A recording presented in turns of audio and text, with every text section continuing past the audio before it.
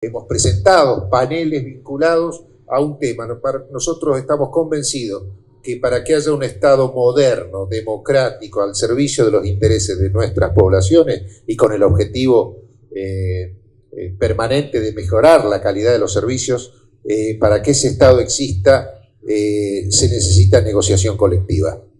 Si no se instrumenta, si nuestros países no instrumentan, aunque la gran mayoría ya han ratificado el convenio 151 de la Organización Internacional del Trabajo, si esto no se instrumenta, no se pone en práctica, no se convoca gobiernos y representaciones sindicales a discutir condiciones de trabajo, carrera, es decir, cómo funciona en definitiva la administración pública, bueno, no vamos a tener una administración pública eficiente y menos que menos vamos a tener una administración pública moderna. Seguiremos teniendo, bueno, un Estado autoritario que, bueno, establece todas las condiciones a los millones de trabajadores que prestamos servicios en nuestros países. El derecho a huelga que está para nosotros reconocido en el convenio 87 de la OIT, lo están cuestionando desde el año 2012 aproximadamente. Dicen que ese convenio no incluye en su interpretación de los empresarios el derecho a huelga, y hay una posición, entonces una presentación en la Corte Internacional de Justicia que el sector trabajador, a través de la Confederación Sindical Internacional, hace un par de semanas ha hecho una presentación para una opinión consultiva, de modo tal que la Corte pueda decidir si este convenio 87 protege el derecho a huelga o no. Esa es una situación que nos pone en una situación realmente compleja, porque nosotros podemos negociar colectivamente o tener libertad sindical porque tenemos poder. Y el poder lo da, en definitiva, el derecho a huelga. Esto es prácticamente el poder último que tiene un sindicato. Si nos sacan el derecho a huelga, nos dejan absolutamente desarmados, sin posibilidad de negociar. ¿Quién va a negociar con alguien que no puede causar daño? No, la única causa de daño que puede, y el poder de un sindicato, es hacer una huelga. Si nos quitan esa arma, nadie va a querer negociar, obviamente, con nosotros.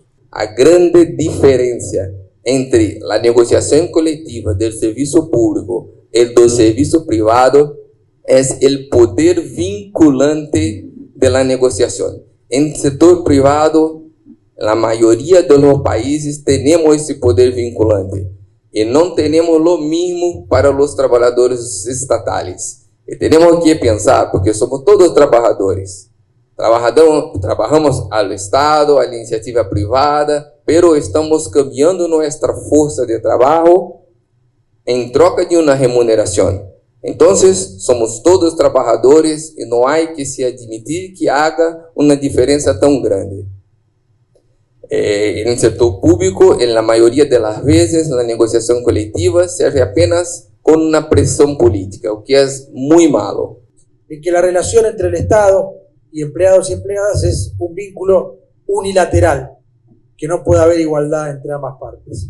Y nosotros de algún modo demostramos en este informe que en la medida en que existe libertad sindical en la administración pública, y sobre todo desde que existe negociación colectiva en el sector público, la mirada dejó de ser unilateral e inevitablemente pasó a ser bilateral, en tanto en igualdad de condiciones, por supuesto más allá de las relaciones de fuerza en cada caso, la representación colectiva de empleados y empleadas públicas con el Estado como empleador se juntan a negociar un convenio o un acuerdo colectivo o un pacto colectivo según cómo se trate, y creemos que ahí se zanja la discusión y que el empleo público debe ser considerado como parte del derecho del trabajo y, por supuesto, de aplicación todos sus principios fundamentales. 51 y en el 154 la negociación colectiva propiamente dicha de los administradores públicos, de los trabajadores y trabajadoras públicas. Como les dije previamente, analizamos las herramientas de control que tiene el OIT sobre los países que firman estos convenios. O Brasil está a ponto de perder um modelo de Estado que é exatamente a necessidade sine qua non para que exista um processo de legislação, de negociação coletiva. Está em curso no Congresso uma reforma administrativa que é desastrosa do ponto de vista, ela desorganiza todo o Estado brasileiro, torna um Estado autoritário, impositivo de cima para baixo, quebra a independência dos estados e dos municípios, estabelece regras rígidas e teto de gastos para estados e municípios. Um detalhezinho, 2 detalhes. Cria, por exemplo, uma tabela salarial única para todos os entes federados, a União, estados e municípios, independentemente de suas diferenças sociais, econômicas e, sobretudo, econômica mesmo. E para os 3 poderes, executivo, legislativo e judiciário. Então, é uma reforma, inclusive, inexequível, impossível de se colocar em prática. Tenemos que ver los desafíos que tenemos para adelante en lo que es la negociación colectiva. Porque muchas veces quedan obsoletas las funciones que había dentro del Estado, que ya no existen, funciones nuevas que se vienen dentro del Estado y todo lo que es el avance de la tecnología, y eso hay que incorporarlo. La organización sindical como tal, adaptarse a esas nuevas tecnologías y esa nueva forma del trabajo que no solo se da en el sector privado, sino que también se da en el sector público. Todo lo que es el avance de la tecnología, el aislamiento cada vez del trabajador, cada vez hay menos el teletrabajo que se ha introducido también y el derecho a la desconexión que muchas veces no está planteado, y todo eso tiene que ser parte de la negociación colectiva a lo que es nuestro entender. Hay que trabajar no solo en la negociación colectiva con la mirada de condiciones laborales y salariales de los trabajadores también aportamos hacia un mejor Estado, porque somos los que estamos en la línea de atención al público, somos los que estamos, como vemos, que se aplican las políticas que diseñan los distintos gobiernos dentro de los estados, y tenemos ese aporte también que no es solo a lo que podría llamarse la defensa corporativa del sindicato, del salario y las condiciones laborales, sino que debemos ir un paso más, y nosotros entendemos en Uruguay la negociación colectiva como tal para avanzar también en propuestas de lo que tiene que ver cómo deben funcionar los distintos organismos.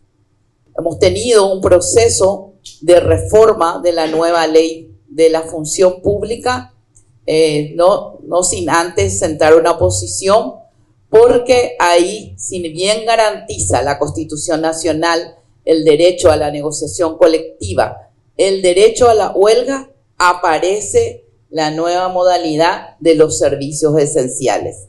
Y prácticamente incluyen un artículo donde declaran todos los servicios esenciales. En Paraguay, en el sector público, solamente 10 sindicatos tienen contrato colectivo. De todas las entidades, tanto descentralizadas como centralizadas, y entre municipios y gobernaciones. El resto no tiene. Muy difícilmente tengamos, porque el Estado, el peor patrón, es el Estado en este momento para nosotros en el sector público, en donde nuestro derecho a la huelga, el derecho a la sindicalización, por más que esté impregnado en la Constitución y en la ley laboral, y también en la nueva ley de la función pública, el 99% no se puede. 20 representantes do movimento sindical do setor público federal, que podem ser modificados a cada reunião, tem assento, 10 representantes das centrais, né, e a bancada governamental, e negociam as questões de caráter geral. A mesa específica de carreiras e as mesas setoriais.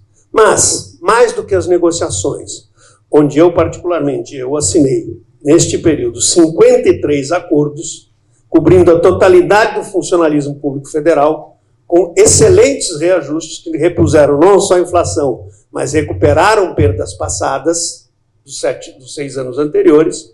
Agora, o nosso maior legado vai ser a entrega da regulamentação da Convenção 151 e 154. E com isso a gente espera deixar um legado definitivo.